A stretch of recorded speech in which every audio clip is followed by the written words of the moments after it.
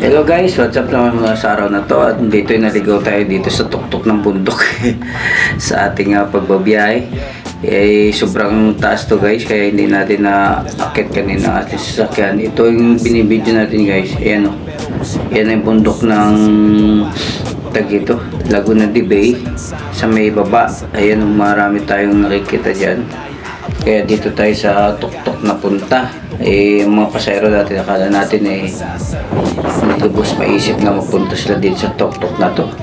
Sabi ko nga, bakit dito kayo napunta ma'am? Sa may dulo niyan, yan yung talim na tawag nila yata sa Laguna. Pero yung dito, ito sa city on a hill. Kaya private resort siya, pero hindi natin naisip na naisipan natin mag-video muna guys dito sa taas. Sobrang hangin kasi dyan sa taas guys, kaya binoise over ko na lang muna kasi sobrang hangin, kaya hindi natin maisip na mag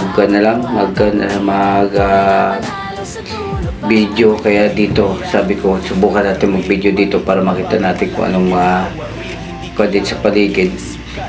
Sobrang hangin kasi dyan guys, kaya hindi natin marami nang nakakarating dito guys sa taas na to, kasi ang paligid niyan coffee shop at saka yung dalawang building na yun, coffee shop yun dyan siguro sa gabi dito guys, siguro maganda rito kasi tanaw mo yung buong paligid at saka yung Laguna de Bay, at saka dyan may pakpak dyan, pwede ka magpa-picture dyan sa taas.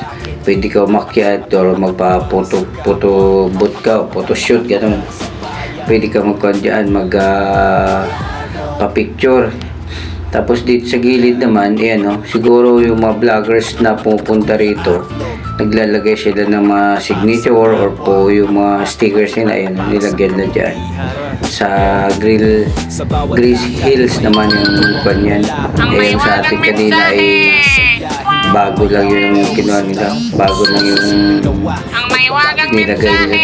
Kaya dito bumaba ako dito sa may baba para ma-videohan ko rin kung ano.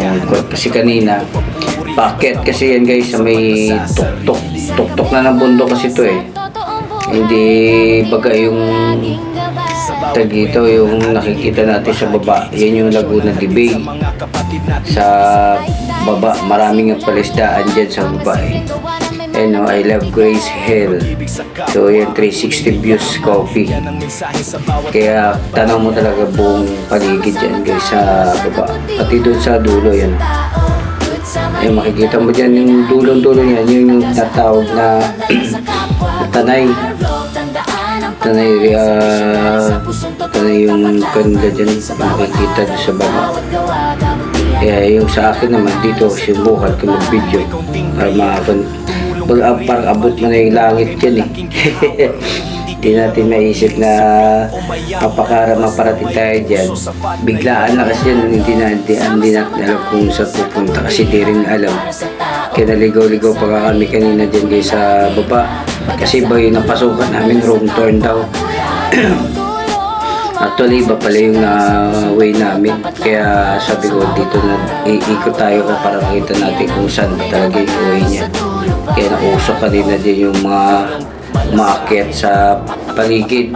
Hindi na ako sumakit dyan, kaya marami rin umakyat dyan, pero hindi ko na sila naabutan kasi magkasunod-sunod lang kami.